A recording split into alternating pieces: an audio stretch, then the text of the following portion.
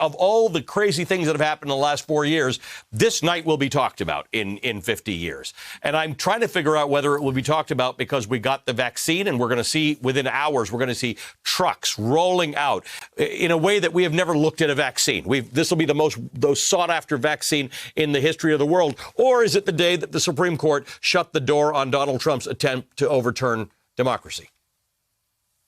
Right. You know, when you do narrative nonfiction, you always look for coincidences in time to make a point. And this is one where God just handed it to us all. So you don't have to do a lot of stretching.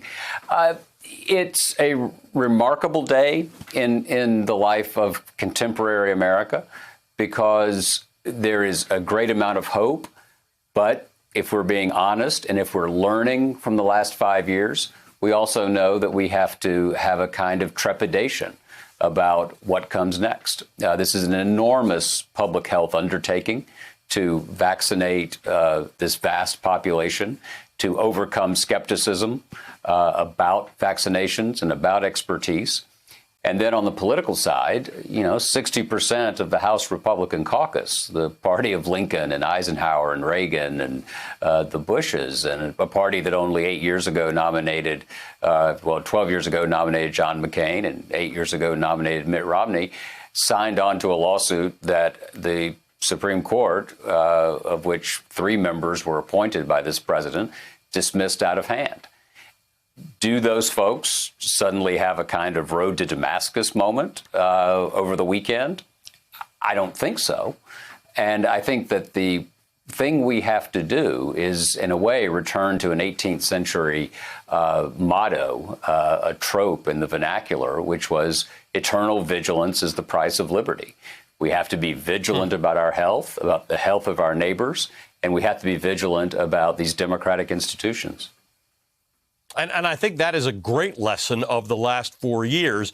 What worries me is where we went in the last 4 weeks. And earlier I was speaking with the attorney generals of Pennsylvania and Michigan, and Josh Shapiro of Pennsylvania was quite concerned about the degree to which people are taking up arms. There are ads in the newspaper for people to stand up for the stolen election. There are threats against public officials. There is a call by the head of the Texas GOP for the states that were on the wrong side of this decision at the Supreme Court to form a union of their own.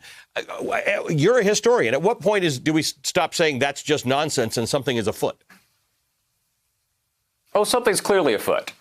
This is Richard Hofstadter, a great Columbia historian from the middle of the 20th century, coined a phrase called the paranoid style in American politics. And it used to describe a certain fringe that has now gone significantly mainstream. And there is this sense that every battle is Armageddon. Every struggle is existential.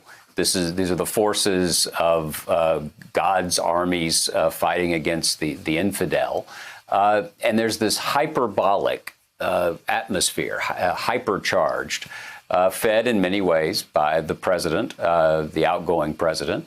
And I think one of the interesting questions moving forward is going to be his continuing role in the culture and in the lives and imaginations of many of his most devout followers.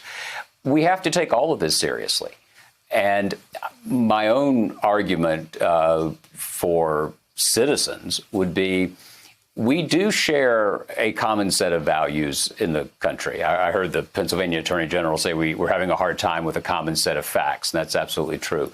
But there is a common value, and it's liberty, and it's opportunity, and it's making the Declaration of Independence real for all of us.